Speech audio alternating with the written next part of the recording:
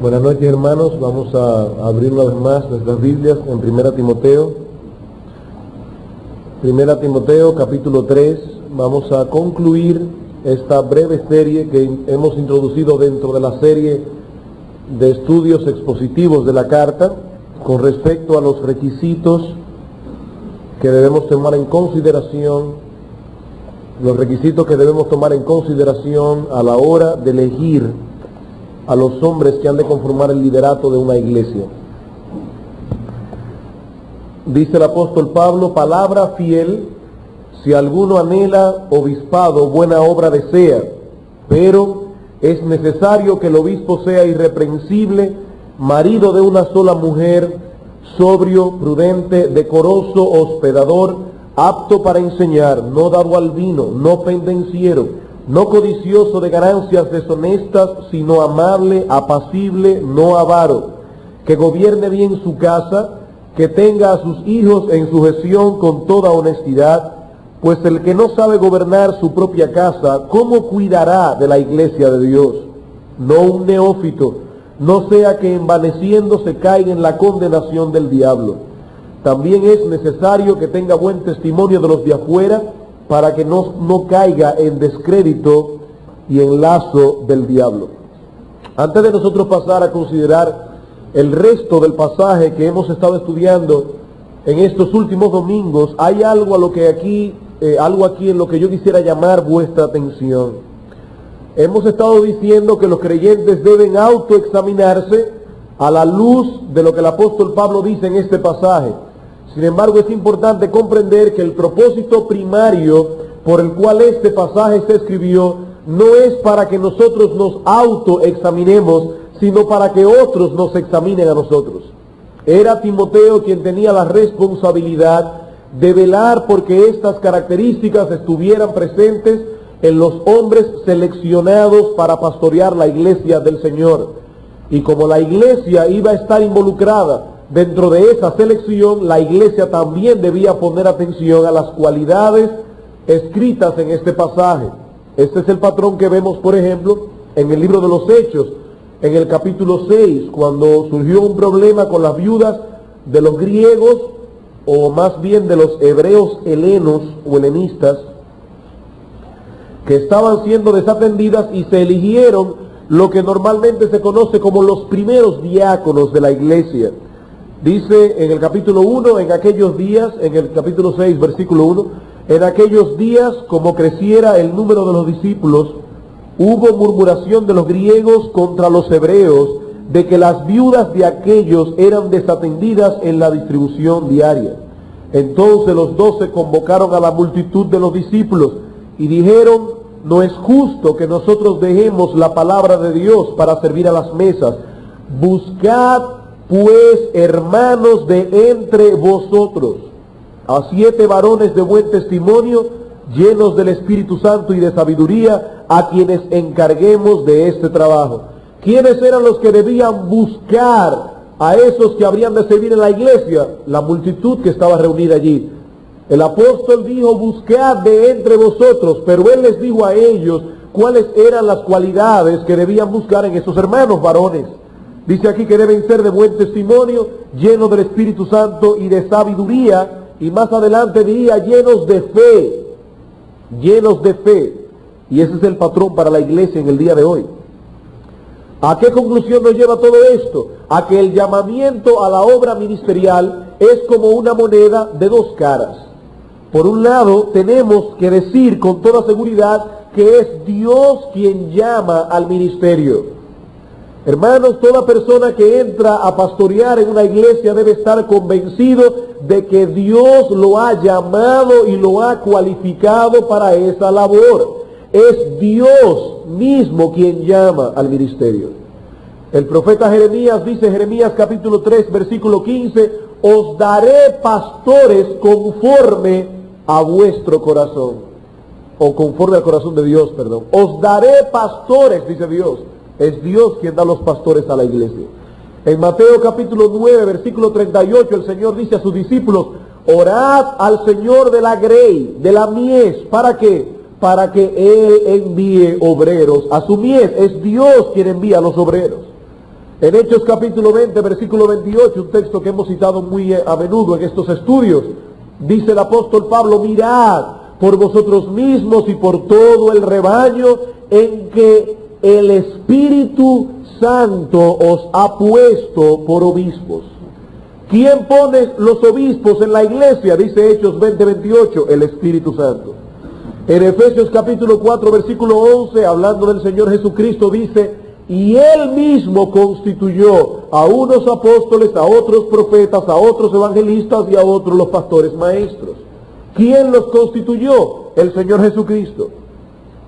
En 2 Timoteo capítulo 2, versículo 4 dice: ninguno que milita se enreda en los negocios de la vida a fin de agradar a aquel que lo tomó por soldado. Es Cristo quien recluta a los pastores.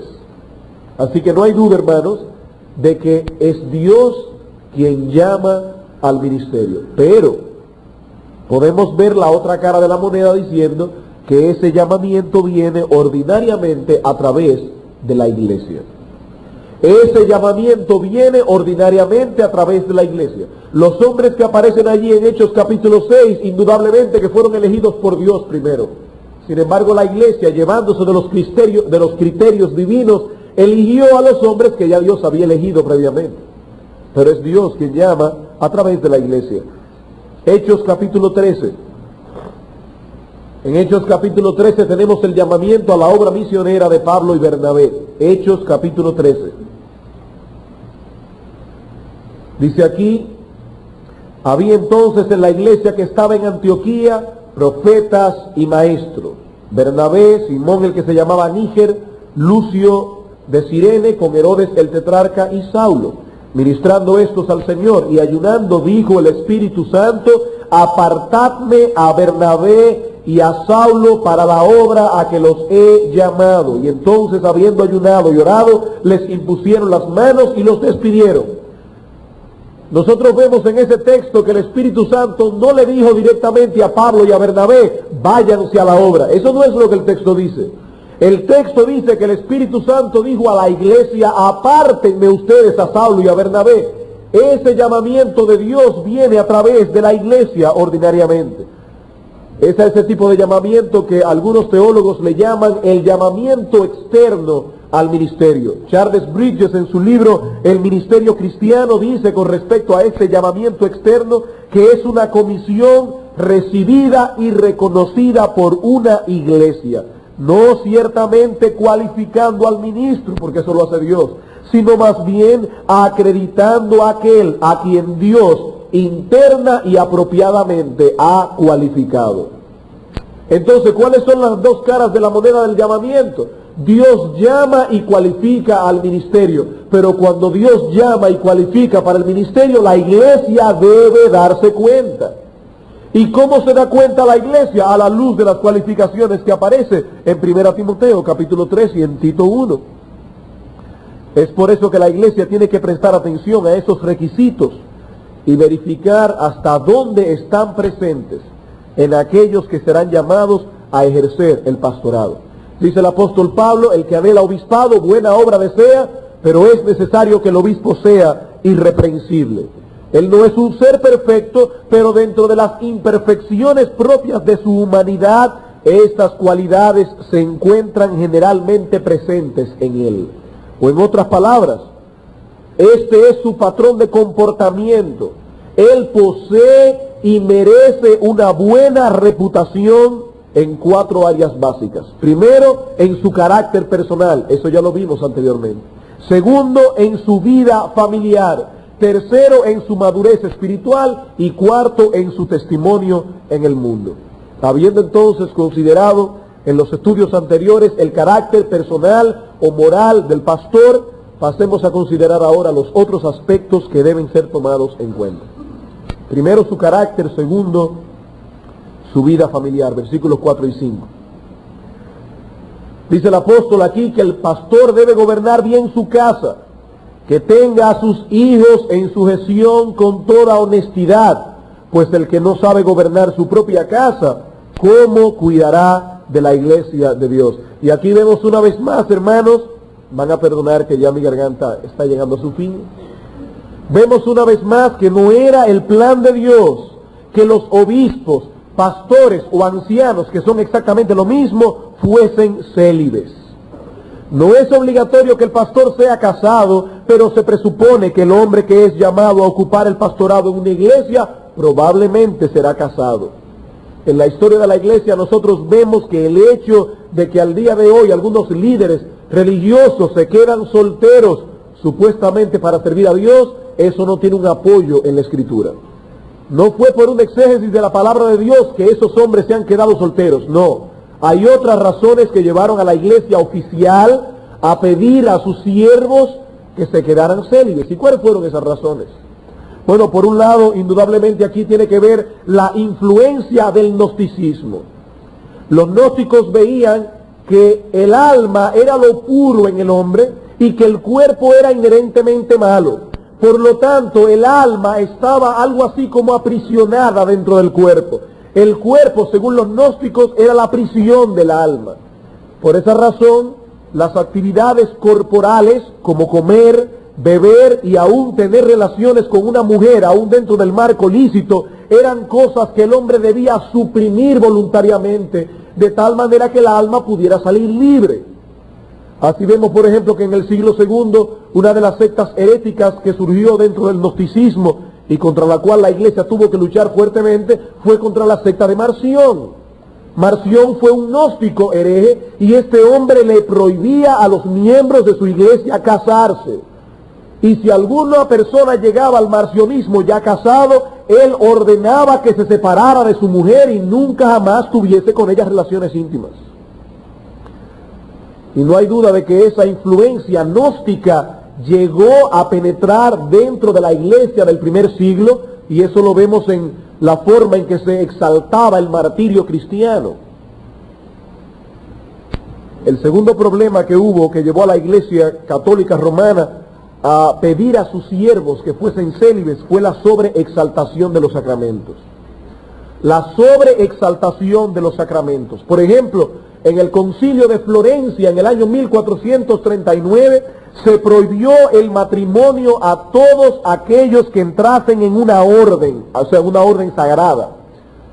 Y la razón por la cual se prohibió el matrimonio es, y cito, porque los que reciben el orden sagrado manipulan los vasos y los sacramentos, y es por lo tanto conveniente que preserven por la continencia la pureza del cuerpo.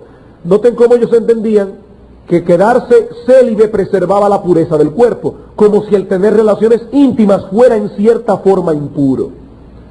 Ellos veían el matrimonio como una necesidad por causa de las fornicaciones. Era algo así como una fornicación legalizada. El matrimonio tenía algo de impuro dentro de ese punto de vista.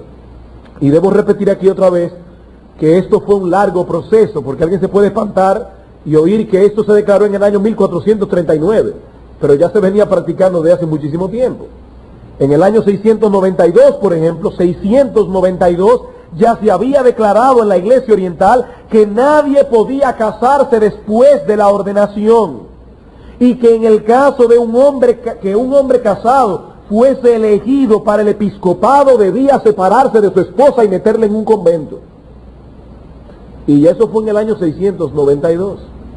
Una sobreexaltación del celibato y de los sacramentos.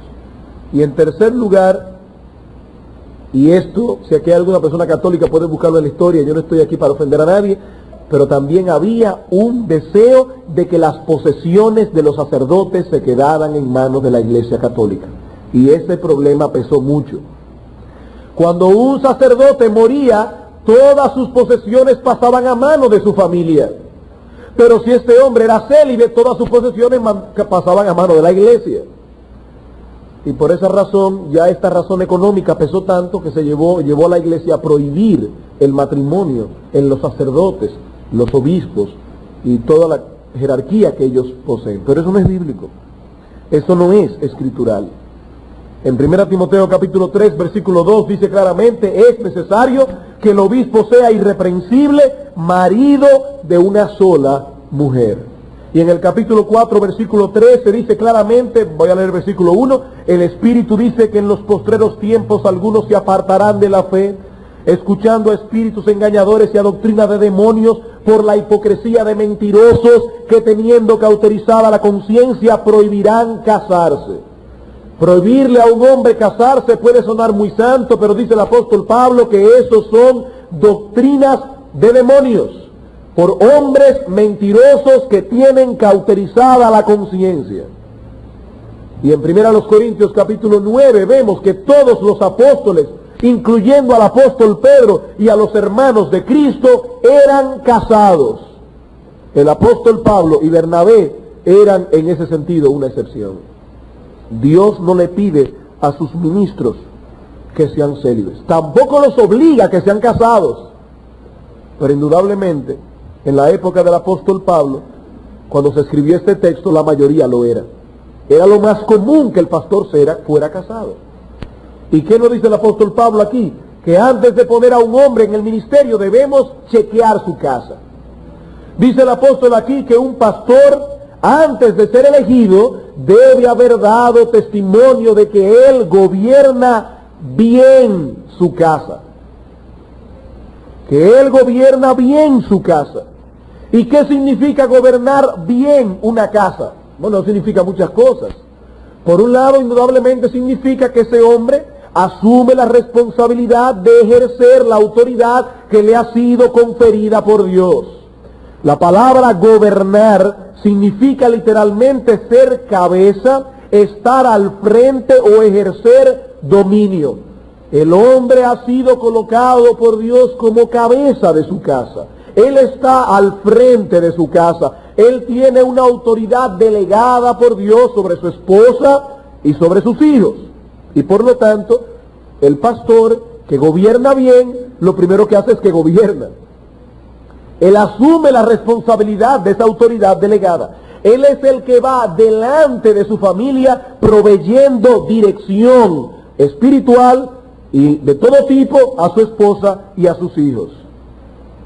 Hermanos, no debe estar en el ministerio un hombre que fácilmente delega en la esposa la dirección del hogar.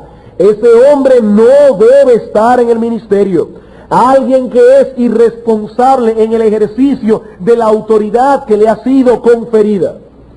El hombre que se ha puesto en el ministerio debe velar por su propia casa, porque para gobernar bien lo primero que debe hacer es gobernar.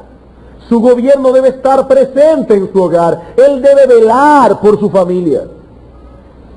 Su casa no es como esta empresa donde el presidente va de vez en cuando a ver qué ha hecho la secretaria. No. Él está al tanto de su empresa. Él está a la dirección de su casa, de su esposa, de sus hijos.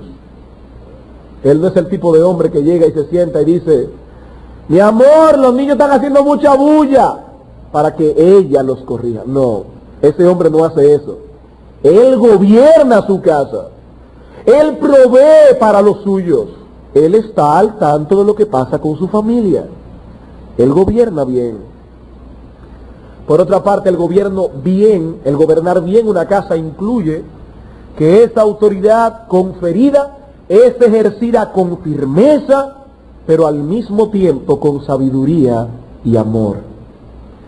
Es una autoridad ejercida con firmeza, pero al mismo tiempo con sabiduría y amor. Por eso dice Pablo que el obispo tiene a sus hijos en sujeción, pero con toda honestidad.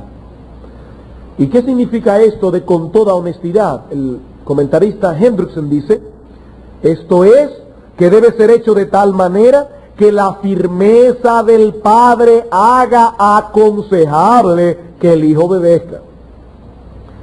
El hijo sabe que su papá cuando dice una cosa no lo repite dos veces.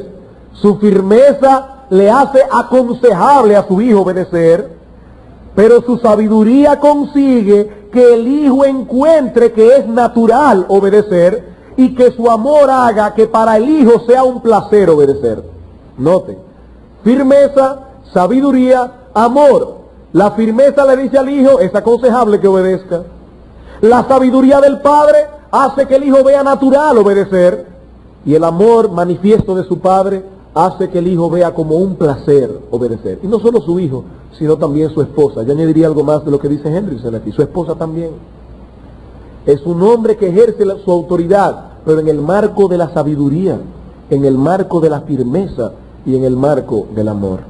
Este jueves veíamos, por ejemplo, una clase que yo sé que fue de mucha bendición para los hermanos, en mi vida personal también lo fue, lo que es el proceso de apelación con los hijos. Cuando un padre da una orden a su hijo, él no puede decirle, fulanito, te he dicho 2 veces, porque ya en este caso el padre está en pecado. Cuando un padre le da una orden a su hijo y su hijo no obedece a la primera voz, ese niño merece ser castigado. Pero ese niño puede apelar. Ese niño puede apelar porque es un padre sabio. Es un padre que entiende la necesidad de sus hijos. Y como decía el hermano Eduardo el jueves, si el niño está viendo la televisión y le faltan 2 minutos para que termine el programa y tú le dices, ven a cenar, oye, el niño quiere que lo dejen ver por lo menos los últimos 2 minutos del programa. Y ese niño puede, en una forma respetuosa, decirle, papi, ¿puedo apelar? Y el padre le dice, sí, mi hijo, puedes apelar. Y le dice, ¿puedo terminar de ver la película que le faltan 2 minutos? Un padre sabio, considerado, amoroso, le va a decir, no te preocupes, termina de ver tu película. Él no es un ogro, él no es un mandamás en la casa, él no es un tirano, él no es un papa que habla ex cátedra. Es un individuo que ejerce su autoridad con firmeza, pero con amor y sabiduría. Y por otra parte, es un hombre que está al tanto de las necesidades de su familia y trata de cubrirlas en la medida de sus posibilidades. Noten lo que dice el texto en el versículo 5. Pues el que no sabe gobernar su propia casa, ¿cómo cuidará de la iglesia de Dios? Y esa palabra cuidar es la misma palabra griega que aparece en la parábola del buen samaritano, cuando el Señor le dice, el buen samaritano le dice al mesonero, cuídalo de todo lo que él necesita. La idea de esa palabra es velar por la necesidad de alguien y cubrir dicha necesidad. Y según el versículo 5, el cuidado de una casa está íntimamente ligado con el gobierno de esta. Un hombre que solamente sabe dar órdenes en su casa, pero no vela porque las necesidades de su esposa y de sus hijos se cubiertas, ese hombre no gobierna bien su casa. No gobierna bien. Y yo no estoy hablando simplemente de las necesidades materiales, porque hay individuos que pueden decir, bueno, yo todos los meses le doy a mi esposa el dinero que ella necesita. Aquí no estamos hablando simplemente de dinero, estamos hablando de cualquier otro tipo de cosa que se llame necesidad. Es un hombre que gobierna bien su casa, cuida su casa. Ahora yo me pregunto, o algunos quizás están pensando, en función de la elección de líderes, ¿cómo yo puedo saber que un hombre gobierna bien su casa si yo no vivo con él? Vamos a suponer que yo estoy pensando en el hermano fulanito, él aquí en la iglesia se ve muy bien.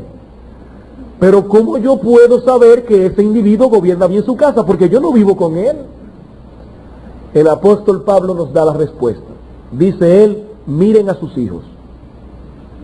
Miren a sus hijos. Dice en el versículo 4, que gobierne bien su casa y eso se va a ver si tiene a sus hijos en sujeción. ¿Y por qué el apóstol Pablo menciona aquí a los hijos y no a la esposa? ¿Acaso no es importante la esposa de un pastor? Sí. Yo he dicho muchas veces, aquí lo vuelvo a repetir, que la esposa del pastor no es una pastora. Ella es un miembro común de la iglesia. Ella no es más que nadie en la iglesia. Ella es un miembro común y corriente de la congregación. Pero esa mujer debe estar dispuesta a darle un brazo de apoyo a su marido en el ejercicio del ministerio pastoral. La esposa de un pastor es importante. No son todas las mujeres que aguantan ser esposa de un pastor. En ese sentido sí es importante la esposa de un pastor. Pero ¿saben por qué Pablo no menciona a la esposa? Porque los adultos tienen más capacidad de ser hipócritas. Quizás delante de todo el mundo el trato del esposo con la esposa se ve muy bien, pero olvídense que los niños lo van a delatar, y sobre todo si son chiquitos. Porque los niños no saben ser hipócritas. Por eso dice Pablo, chequea a los hijos, no a la esposa, porque ella puede hacer un papelazo delante de la congregación. En Tito dice exactamente lo mismo. Vayan conmigo a Tito. Tito 1:6.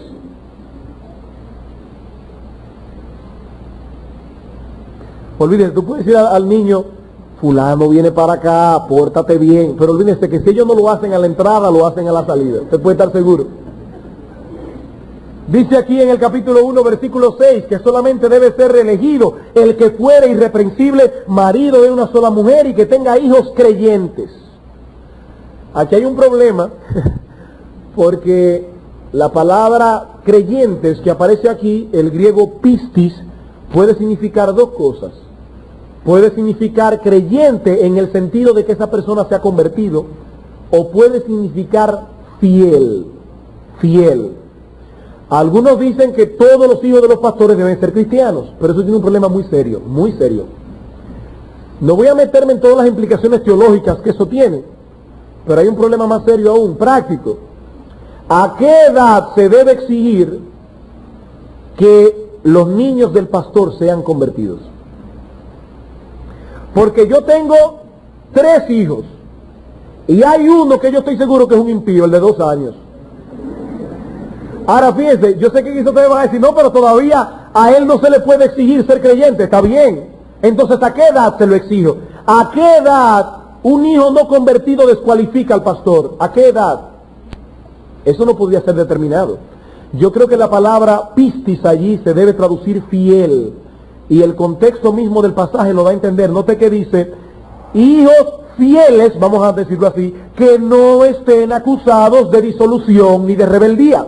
Es decir, son niños que aún en el tiempo que permanezcan siendo inconversos, aún en el tiempo en que el Espíritu Santo no los haya regenerado, sus padres los han educado tan bien que ellos están sujetos a la autoridad de sus padres. Ellos están sujetos. Claro, siempre debemos recordar que son niños y que un día más que otro la necedad le va a salir, y dice la Escritura que la vara es la que va a alejar la necedad del niño, pero el niño algún día la necedad le va a salir, es un niño. Y digo esto sobre todo por los solteros, porque los solteros son muy críticos con los casados. Yo estoy seguro cuando yo tenga un niño él no va a hacer esa rabieta. Deja que lo tengas, deja que lo tengas, tú no sabes lo que es todavía. Entonces lo que Pablo está diciendo es que mientras los hijos permanezcan bajo el techo de la casa paterna, esos niños o ya a jóvenes van a permanecer en sujeción a la autoridad de los padres. Y son los hijos los que van a mostrar si ese hombre realmente ha gobernado bien su casa. Una vez más, debemos recordar aquí que estas cualidades son las que Dios espera de todo creyente. Es decir, no solo son los obispos los que deben gobernar bien su casa. Se supone que todo verdadero creyente siente el anhelo en su corazón de ser usado por el Señor. Y nosotros podemos inferir de este texto que un hombre será usado en la medida en que pueda gobernar su casa con responsabilidad, sabiduría, amor y firmeza. En la medida en que un hombre pueda gobernar su casa en estas 4 áreas, en esa misma medida el Señor lo va a usar, no solo en el obispado, en cualquier otra cosa. Un hombre es usado en la medida en que puede gobernar su casa correctamente. ¿Por qué? Porque dice el Señor que el que es fiel en lo poco, en lo mucho será fiel. Si un hombre no puede gobernar esa iglesita tan pequeña que se llama la esposa y sus hijos, ¿cómo va a poder servir en la iglesia del Señor en un círculo más amplio? Es imposible. Entonces, hermano, óigame bien, quizá Dios no te ha llamado al ministerio, pero si tú quieres ser usado por el Señor en cualquier otra cosa en tu vida, debes gobernar bien tu casa, porque de lo contrario Dios no te usará en nada, o por lo menos no te usará en la medida en que podría usarte para la gloria de su nombre. Así que la segunda área que debemos chequear la irreprensibilidad de un hombre para ser puesto en el ministerio es su casa. En tercer lugar, su madurez espiritual. Volvamos al texto otra vez. Su madurez espiritual, versículo 6. Dice el apóstol Pablo que el obispo no debe ser un neófito, no sea que envaneciéndose caiga en la condenación del diablo. La tercera área que debemos verificar en la vida de un hombre que ha de ser llamado a ejercer el ministerio pastoral es su madurez espiritual. El texto dice que no debe ser un neófito, es decir, alguien que se ha convertido recientemente o alguien que no posea la madurez y experiencias necesarias para el pastorado. La palabra neófito significa literalmente una planta recién plantada, una planta nueva. En 1 Corintios capítulo 3 versículo 9, el apóstol Pablo dice que la iglesia es el campo de Dios. Dice el apóstol, vosotros sois labranza de Dios. ¿Y qué son los creyentes? Las plantitas de Dios. Por eso en 1 Corintios capítulo 3 versículo 6 dice Pablo, yo planté, Apolos regó, pero el crecimiento lo ha dado Dios. ¿De qué estaba hablando Pablo? ¿De gardenias o de qué? Estaba hablando de personas. Yo planté la semilla, Apolos regó, pero el crecimiento lo ha dado Dios. Cada creyente es una plantica del Señor. Y lo que Pablo estaba usando es esa metáfora aquí, dice, una persona que vaya a ser puesta en el ministerio no debe ser una planta nueva. No debe ser un recién convertido. Un nuevo creyente no solo carecerá de la experiencia necesaria para obrar sabiamente y con discernimiento en las diversas situaciones que se le presentarán en el ministerio, sino que lo que es peor aún, se llenará de humo. Y eso es lo que significa el texto griego. Se llenará de humo, se envanecerá y caerá en la misma condenación que cayó el diablo. ¿Cuál fue la condenación del diablo? Aunque dice la Escritura que él era perfecto, que él era hermoso, y el diablo dijo, wow, pero yo soy lo último. ¿Por qué tengo que estar yo debajo de la autoridad de Dios y dándole gloria a Dios? Si yo soy perfecto, acabado en hermosura. Este ser angelical se corrompió por el orgullo, y como dice la Escritura, tú que te levantas hasta el cielo, hasta el Seol, serás abatido. Detrás del quebrantamiento primero viene la soberbia. Por eso dice el apóstol Pablo, no pongan un nuevo creyente como pastor, porque le van a hacer daño a él y le va a hacer daño a la iglesia. Él va a comenzar a pensar, wow, apenas tengo un tiempito en el evangelio y ya le llevo la cabeza a todos los demás hermanos de la iglesia. Por fin se dieron cuenta de la joya que esta iglesia se había ganado. Y dice la Biblia, este individuo caerá en la condenación del diablo. Dios lo va a abatir de la misma manera que Dios bajó al diablo del cielo. Óigame bien, hermano, esto es serio. Si Dios pudo bajar a un ser angelical del cielo, ¿cuánto más no va a bajar a un pastor de un púlpito? No debe ser un nuevo creyente. Noten algo interesante. El apóstol Pablo dio 3 viajes misioneros. En el primer viaje misionero levantó varias iglesias en el Asia Menor, pero no eligió ningún pastor.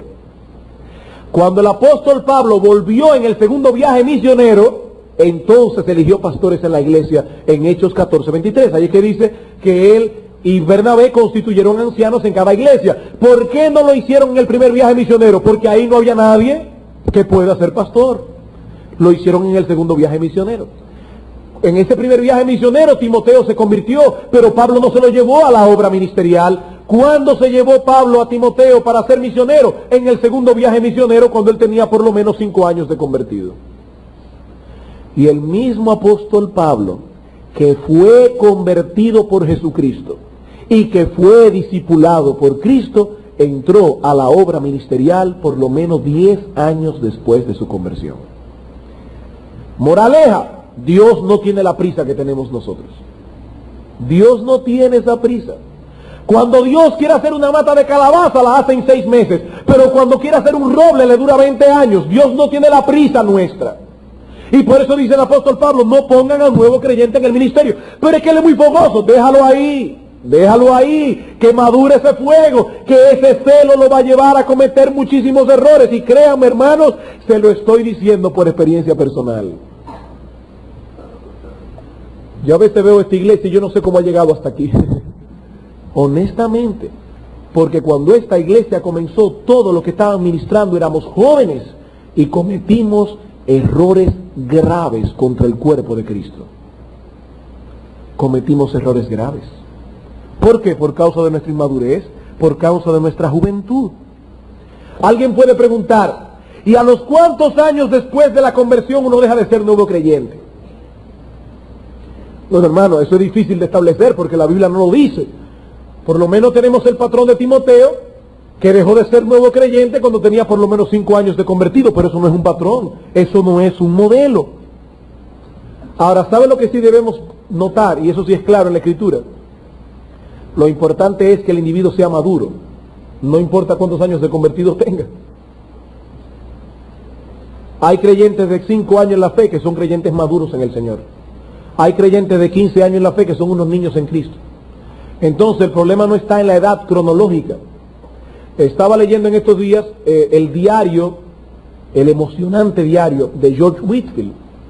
Y Whitefield cuenta en su diario que cuando él quería entrar en la obra ministerial, él no quería porque era muy joven, él tenía apenas 21 años de edad. Y el hombre que lo iba a ordenar en el ministerio tenía como norma no ordenar a nadie que fuera menor de los 23 años de edad, y si fuera mejor todavía si fuera mayor. Y él escribió una carta a un gran siervo de Dios que le dijo que si él podía o no entrar en el ministerio, porque él sentía ese anhelo, pero no quería hacerlo por la edad, porque era muy joven. Y el pastor de mucha experiencia le dijo a Whitefield que cuando el apóstol Pablo dijo aquí, no un neófito, no se estaba refiriendo a la edad cronológica, sino a la madurez espiritual, y le añadió, yo estoy seguro, Whitefield, que si Pablo estuviera en Gloucester en este momento, te ordenaría a ti. Y así entró Whitefield al ministerio a los 21 años de edad, y fue un tremendo hombre de Dios. Ahora, eso no quiere decir que vamos a comenzar a meter muchachitos aquí, lo que estamos diciendo es que eso no tiene una norma, no tiene un patrón definido.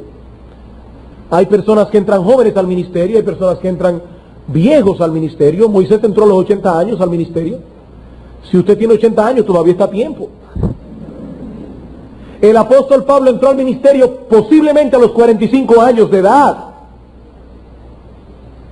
O sea que eso no tiene una regla fija. Ahora, vuelvo y repito, lo que sí debemos estar seguros es que esa persona manifiesta madurez. ¿Y cuáles son los rasgos de una persona madura en el Señor? Yo le voy a decir 4 rasgos de un niño en Cristo, para que usted por contraste pueda ver quién es una persona madura. Por ejemplo, los niños en Cristo sufren de falta de concentración. Todas las maestras de escuela dominical y de los cursos bajitos del Colegio Cristiano Logo saben eso. Un niño pequeño no puede centrar su atención mucho tiempo en una sola cosa. Hay que hacerle muchas actividades en un tiempo corto porque él no puede mantener la atención. Él no tiene la capacidad de mantener la atención. A los niños en Cristo les pasa exactamente lo mismo. En Hebreos se trata el tema de la madurez espiritual. Vayamos a Hebreos un momento para que ustedes vean las veces que el apóstol aquí recalca, pongan atención, pongan atención. ¿Por qué? Porque ellos no ponían atención.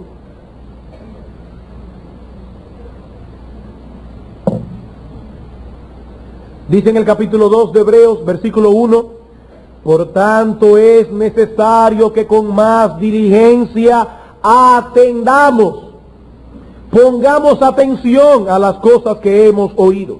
Capítulo 3, versículo 1, por tanto, hermanos santos, participantes del llamamiento celestial, considerad, pongan atención al apóstol y sumo sacerdote de nuestra profesión, Cristo Jesús. Hebreos capítulo 12, versículo 1.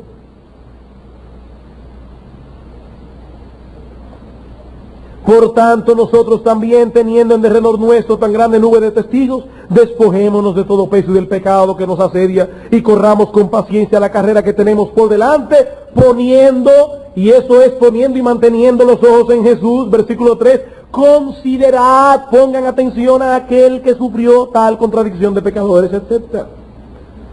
¿Y por qué el énfasis del autor en que pongan atención? Porque ellos eran unos niños en Cristo, ellos no ponían atención. ¿Cómo usted puede verificar un niño en Cristo? El niño en Cristo le gusta el activismo, siempre está metido en actividad. A él le hace difícil sacar tiempo para actividades netamente espirituales. Él prefiere visitar 50 casas de hermanos y no hacer un devocional de 15 minutos, porque él no puede estar tranquilo, él no puede estar quieto. Es un individuo al cual el activismo lo arropa. Él no tiene capacidad de poner su mente y su corazón en la persona de Dios, no tiene esa capacidad. Es un inmaduro, es un niño en Cristo.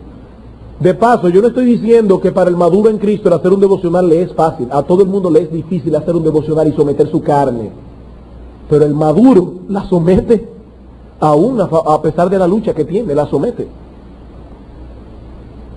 Hermanos, la falta de atención en cuanto a las cosas espirituales o de concentración no es un problema intelectual. Es la condición del corazón lo que cuenta. La segunda característica de un niño en Cristo es que manifiesta falta de interés en la enseñanza escritural sólida.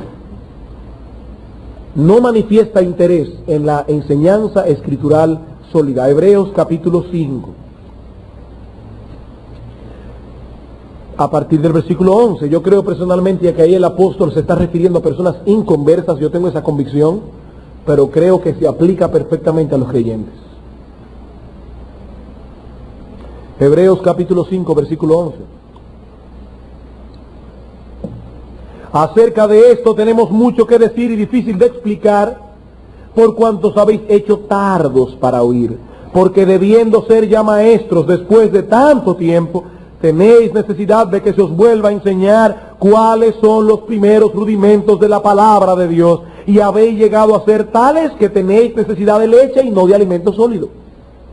¿Cuál es el problema de esta iglesia? Dice Pablo, o el autor que escribió los Hebreos, sea quien sea, que ellos debían ser ya maestros, debían tener la capacidad de recibir el alimento sólido de la palabra de Dios, pero no tenían la capacidad de hacerlo. Eso es un síntoma del niño en Cristo. Ustedes saben muy bien que si usted le pone a un niño un helado y le pone una comida alimenticia, ¿qué va a elegir él? El helado. ¿Por qué? Porque eso es lo que atrae al niño. Al niño le atraen los dulces, no las cosas que alimentan. Eso le pasa a un niño en Cristo. Siempre le fascina estar averiguando quién es el anticristo, pero cuando tú le dices a él, vamos a sentarnos aquí a estudiar la palabra de Dios, a él no le interesa eso. A él le interesan las curiosidades de la Escritura. Siempre está buscando con qué atacar a los católicos. Es un niño en Cristo, es un inmaduro. Ese individuo no ha pasado del ABC cristiano. Y una persona así no puede ser puesta en el ministerio. No puede ser puesta en el ministerio. Tercero, los niños en Cristo carecen de discernimiento. Sigan leyendo el versículo 14. Versículo 13 del capítulo 5. Y todo aquel que participa de la leche es inexperto en la palabra de justicia. ¿Por qué? Porque es un niño. Pero el alimento sólido es para los que han alcanzado madurez. ¿Y quiénes son esos? Los que por el uso de los principios escriturales mencionados en el versículo 13 tienen los sentidos ejercitados en el discernimiento del bien y del mal. Usted quiere saber quién es un niño en Cristo, eso es fácil. Él siempre está preguntando, ¿y qué tiene eso de malo? Él no discierne. Ese individuo no puede discernir entre el bien y el mal, y lo que es peor, no puede discernir entre lo bueno y lo mejor, que es lo más peligroso. Es lo más peligroso. No tiene discernimiento. De acuerdo con ese texto, el creyente maduro no solo es aquel que tiene la capacidad de asimilar el alimento sólido de la Escritura, sino también el que por el uso de esos principios escriturales tiene los sentidos ejercitados en el discernimiento del bien y del mal. Ustedes saben el discernimiento que tiene que tener un pastor. Cada vez que un hermano viene a pedir un consejo, tiene que tener discernimiento en su propia vida para aplicarlo a la vida de los demás. Por eso, hermanos, a la hora de elegir a un pastor, no solo debemos verificar qué tanto conocimiento tiene de la Escritura, no. Lo que tenemos que verificar es qué tanto aplica a él de la Escritura que conoce. Porque el niño en Cristo le fascina aplicar los principios de la Biblia en la vida de los otros. Él siempre está dándonos a nosotros la receta, pero cuando tiene que tratar su propia enfermedad, se lleva de lo que le dicen sus emociones, sus sentidos o las circunstancias. Él no aplica esos principios en su propia vida. Es un niño, no tiene discernimiento. Y en cuarto lugar, los niños en Cristo manifiestan una actitud egoísta y egocentrista. Capítulo 6, versículos 10 y 11 de Hebreos.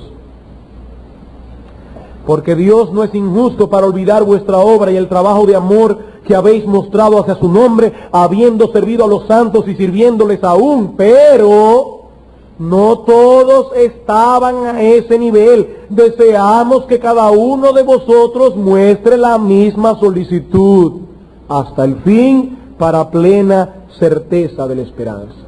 Todos los que tienen niños y bregan con niños conocen muy bien esa naturaleza egoísta del niño. Y no solo egoísta, sino también egocentrista.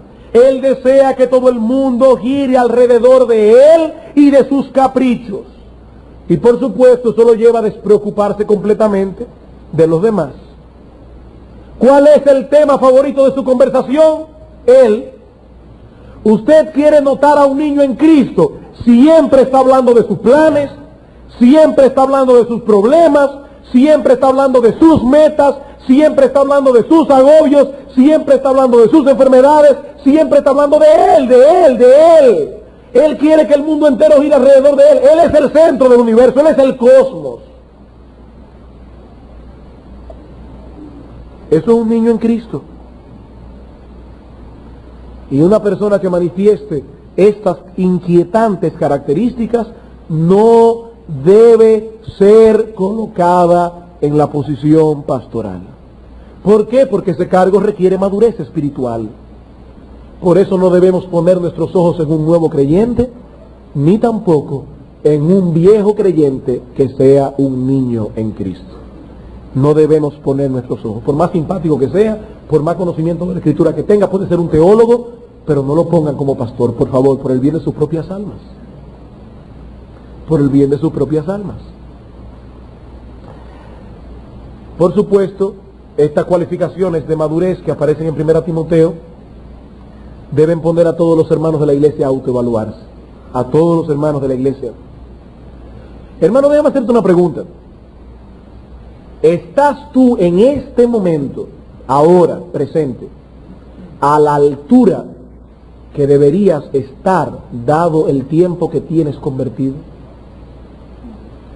¿Has crecido tú en todo este tiempo lo que debías haber crecido tomando en consideración la fecha de tu conversión? ¿O todavía estás manifestando alguna de estas cosas que son típicas de un niño en Cristo? Hermanos varones de nuestra iglesia, ¿cuántos hermanos de nuestra congregación al oír estas cualidades pueden pensar en ti para el ministerio? ¿Cuántos? ¿Cuántos de los hermanos que te conocen y sobre todo tu esposa, que es lo más importante? ¿Cuántos pueden decir, bueno, yo estoy seguro que fulano, que yo lo conozco bien, no es un niño en Cristo? Los hermanos que te conocen, ¿cómo te evaluarían a ti a la luz de lo que acabamos de decir, de lo que es un inmaduro? ¿Cómo te evaluarían a ti?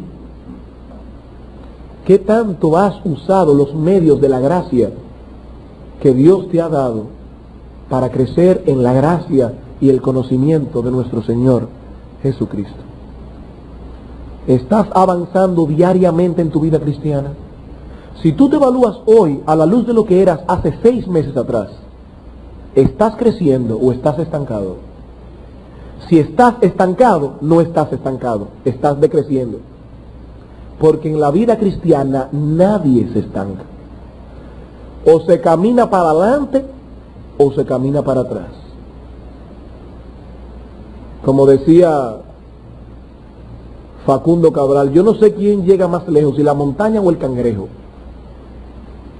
¿Y por qué él dijo eso? Bueno, porque ¿cuál va más lejos? Porque los dos, la montaña está parada y el cangrejo camina por un lado que no debe caminar y la montaña está parada, los dos no van a llegar a ningún lado. ¿Cuál llega más lejos, la montaña o el cangrejo? ¿Qué es lo que tú eres, montaña o cangrejo? Cualquiera de los dos es una maldición. Es una maldición. El pastor debe ser irreprensible en la madurez espiritual. Y por último ya, vamos a llegar a la última área, versículo 7, debe ser irreprensible en su testimonio en el mundo. Dice el versículo 7, también es necesario que tenga buen testimonio de los de afuera para que no caiga en descrédito y en lazo del diablo. Es decir, no solo se debe tomar en cuenta la estima que los hermanos te tienen, también deben verificar qué piensan los inconversos de ti. ¿Sabes una cosa? Aquí en la iglesia todo el mundo es bueno y es santo. Ahora en el trabajo es que se verifica eso. Por eso es muy sabio esa cualificación que aparece allí. Es en el hogar, en el trabajo, bregando con los inconversos, que se sabe si un individuo es o no es irreprensible. ¿A qué hora tú llegas a tu trabajo? La entrada es a las 8 y tú llegas a las 9. ¿A qué hora tú llegas a tu trabajo? ¿Qué tanto tú cumples con lo que te dicen? ¿Con qué tanta responsabilidad? Y son esas cosas que los impíos que te rodean están viendo de ti. Y dice Pablo, es necesario que un hombre que ejerce el pastorado, aunque tenga todo lo demás, tiene que tener buen testimonio de los de afuera. Y dice él, es necesario, eso no es opcional, es necesario. ¿Quiénes son los de afuera? Los inconversos. Noten que en Colosenses capítulo 4, versículo 5 dice que cuando, vamos a leerlo, en Colosenses 4, 5, dice el apóstol, andad sabiamente para con los de afuera, redimiendo el tiempo. ¿Y quiénes son esos de afuera? Los inconversos. Por eso cuando Pablo dice aquí que tenga buen testimonio de los de afuera, es que los inconversos tengan una imagen apropiada de ti. Alguien puede estar pensando, bueno, pero es que los inconversos siempre están acusando injustamente a los creyentes. Sí, yo lo sé. Todos los creyentes somos susceptibles de recibir ataques y acusaciones por parte de ellos. Pero esos ataques no se han de tomar en cuenta si a través de un juicio justo tú quedas libre. Si a través de un juicio justo tú eres inocente. Es decir, si esas acusaciones son injustas y sin base, no se deben tomar en cuenta aquí. ¿Qué dice el Señor en Mateo capítulo 5, versículo 11? Bienaventurados sois cuando por mi causa os vituperen y os persigan y digan toda clase de mal contra vosotros. ¿Pero cómo? Mintiendo. Siempre y cuando sea mintiendo, hermano, no hay problema. No hay problema. En Hebreos capítulo 10 se nos advierte que los impíos van a desacreditarnos. Y no por causa de nuestro testimonio, sino por causa de Cristo.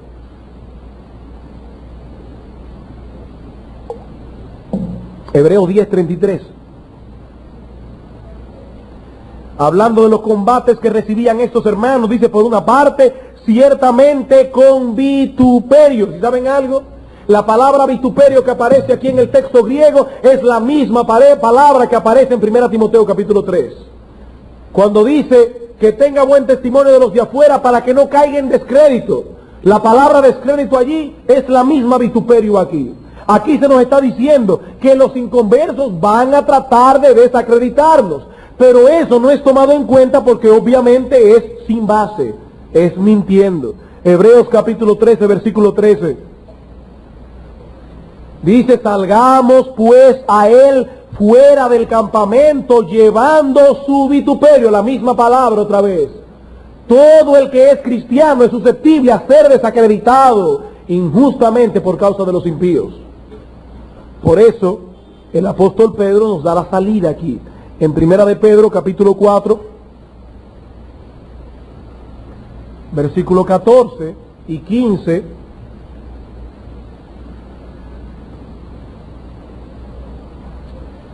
dice, si sois vituperados, la misma palabra otra vez, si sois desacreditados por el nombre de Cristo, sois bienaventurados, porque el glorioso Espíritu de Dios reposa sobre vosotros. Ciertamente de parte de ellos Él es blasfemado, pero por vosotros es glorificado. Así que ninguno de vosotros padezca como homicida, o ladrón, o malhechor, o por entremeterse en lo ajeno. Pero si alguno padece como cristiano, no se avergüence, sino que glorifique a Dios por ello. Por tanto, lo que Pablo está diciendo es que solo debe ser electo en el ministerio un hombre contra el cual no se pueda levantar ningún cargo justo. ¿Por qué? Porque va a caer en presa fácil de Satanás. Dice el texto, es necesario que tenga buen testimonio de los de afuera para que no caiga en descrédito y en lazo del diablo. Imagínense, hermanos, si el diablo de por sí busca desacreditarnos, aún nosotros portándonos bien, imagínense portándonos mal. Él va a buscar la manera de explotar eso y nos va a hacer caer en su trampa, y con eso no solamente destruirá nuestro ministerio, sino que destruirá la iglesia de Cristo. Y con esto nosotros terminamos las cualificaciones, los requisitos que debe tener un pastor. Durante varias semanas hemos estado estudiando las cualificaciones o requisitos que debe poseer un hombre para ser llamado a ejercer el ministerio en una congregación. Y yo espero, hermanos, de verdad, que el Espíritu Santo haya guiado estas exposiciones, de modo que los requisitos que tenemos en nuestro pasaje no solamente hayan sido explicados con la suficiente claridad como para ser entendidos, sino que también el Espíritu Santo los guía a ustedes ahora en la selección que habrán de hacer en su momento. Pero antes de concluir, me quedan unos minutitos, hay algunas ideas que yo quiero dejar en vuestras mentes a modo de conclusión. En primer lugar, ya hemos visto que todos los requisitos que tenemos aquí, exceptuando el de apto para enseñar, son para todos los creyentes. Primera Timoteo capítulo 3, versículo 1 al 7, nos muestra el retrato de lo que es un hombre fiel. Esto es lo que Dios desea que seamos. Y desde ese punto de vista, todo hombre de nuestra congregación debe sentarse a evaluar su vida a la luz de estos requisitos. Los creyentes solo serán usados en la medida en que se parezcan al hombre que ha sido dibujado aquí. Solo en esa medida en que tu carácter se parezca a ese dibujo, tú vas a poder ser usado por el Señor. Y se supone que toda persona que ha sido redimida por la sangre preciosa de nuestro Señor Jesucristo tiene un anhelo en lo profundo de su corazón de ser usado por Él. Hermanos, le digo esto con todo el corazón. La iglesia de Cristo no es el negocio de los pastores. La iglesia de Cristo es el negocio de todos nosotros. Yo soy tan miembro de esta iglesia como tú. La carga de esta iglesia recae sobre mis hombros y sobre los hombros de los otros pastores de la iglesia de la misma manera y con el mismo peso que recae sobre ti. Esta es tan mi iglesia como la tuya. Y se supone que tú tengas un anhelo en el fondo de tu corazón de ser usado en esta iglesia a toda capacidad en la medida en que Dios quiera usarte. Porque esta iglesia es tu problema. Y hermanos, honestamente a veces me siento como si la iglesia fuera el negocio de los pastores y de los diáconos. Yo vengo aquí y me siento a escuchar lo que el pastor va a traer. Pero hermanos, eso no es una iglesia. Eso no es una iglesia. Cuando se dice desde el púlpito el hermano fulano de tal o la hermana fulana de tal tiene su niño interno en una clínica, eso es una preocupación de todos los miembros de la iglesia. Y después dicen, los pastores no han ido a visitarlo. Claro que no pueden ir a visitarlo porque los pastores no tienen tiempo, porque se están ocupando de un montón de cosas que quizás muchos hermanos de la iglesia podrían estar ocupándose de ellas. Hermanos, el peso del ministerio de iglesia bíblica del Señor Jesucristo recae con el mismo peso en cualquier hermano que ha pasado por las aguas del bautismo, con el mismo peso. Lo único que tienen los pastores es una función diferente, pero recuerden que en el cuerpo de Cristo hay una doctrina que se llama el sacerdocio universal de todos los cristianos. Aquí no hay guruses. Todos somos sacerdotes. Todos somos sacerdotes. No con las mismas obligaciones, no con las mismas funciones, pero sí con el mismo peso en el corazón. Y hermano, hombre de nuestra iglesia, si tú quieres ser usado por el Señor en este lugar donde Dios te ha puesto, tú tienes que parecerte al hombre que aparece aquí. Y solo en la medida en que te parezcas a ese dibujo, Dios te va a usar, pero no lo contrario. En segundo lugar, es Dios quien envía obreros a su mies. Hemos visto eso ya, es Dios quien envía obreros a su mies. Y por tanto, hermano y hermana, si de veras amas al Señor y por ende amas su mies, eso se probará en la medida en que tú cumplas el mandato de Cristo de rogar al Señor de la mies que envíe obreros a su mies. ¿Cómo tú podrías evaluar esta noche si de ver esta iglesia te preocupa? Esta en la que Dios te ha colocado. ¿Cómo tú podrías evaluar con qué tanta intensidad te preocupa esta iglesia? ¿Saben con la misma intensidad? Con la misma intensidad con que tú oras al Señor de la mies para que envíe obreros a su mies. Eso fue lo que dijo el Señor Jesucristo. Dios es soberano, pero el hombre es responsable, y en este caso, ¿sabe cuál es nuestra responsabilidad? Orar, porque el llamamiento de Dios ocurre en el contexto de la oración. Vamos a Hechos capítulo 3. Dice en el versículo 1 al 3, había entonces en la iglesia que estaba en Antioquía profetas y maestros, Bernabé, Simón el que se llamaba Níger, Lucio de Cirene, Manaén, el que se había criado junto con Herodes el tetrarca, y Saulo.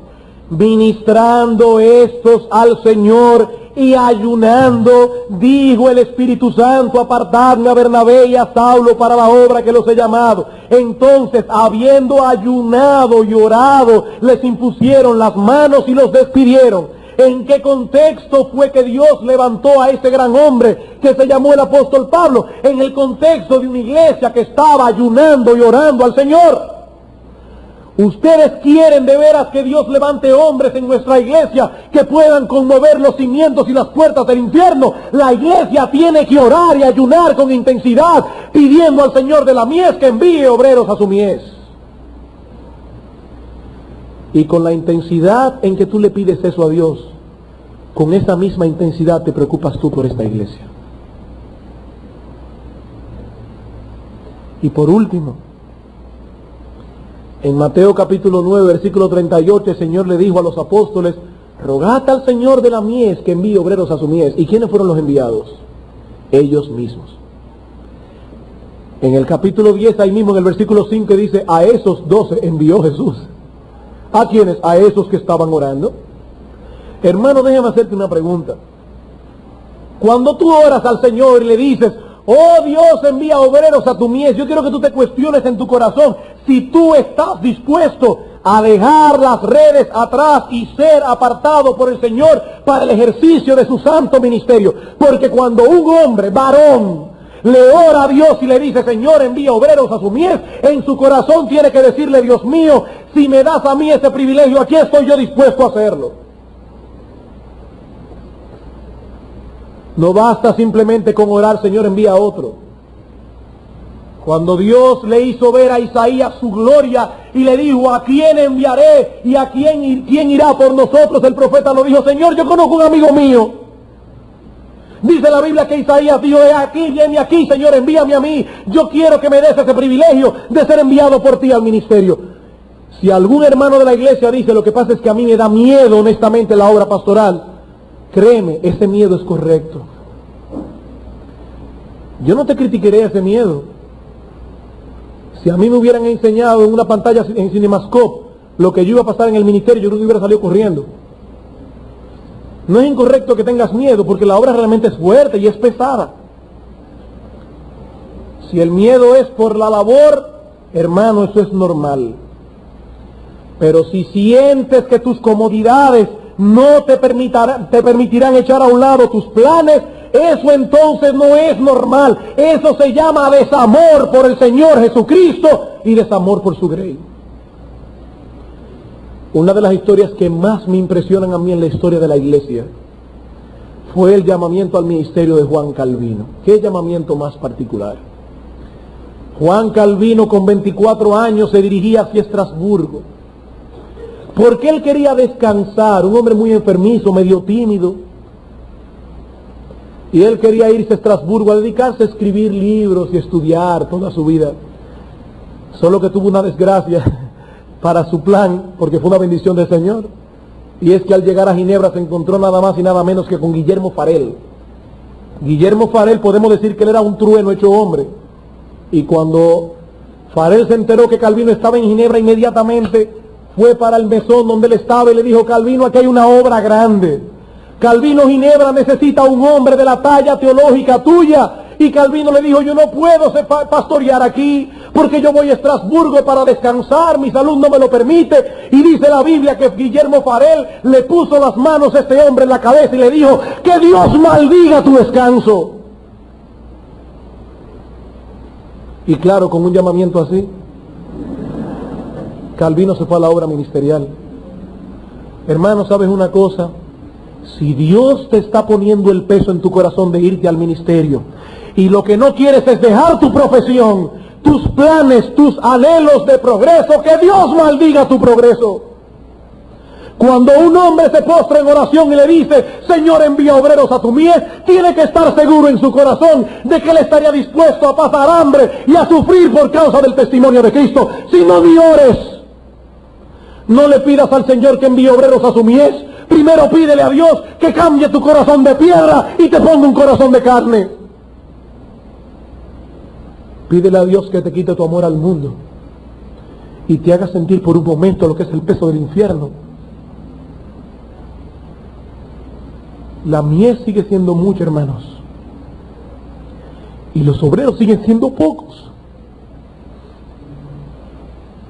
Es una pena notar cómo el diablo tiene a sus siervos trabajando a tiempo completo en su obra, y el Señor, que murió en una cruz, no tiene quien le sirva en su iglesia. Yo espero que el Espíritu Santo realmente clave estas palabras en el corazón de los hermanos de la congregación, con el peso en que están escritas en la palabra de Dios.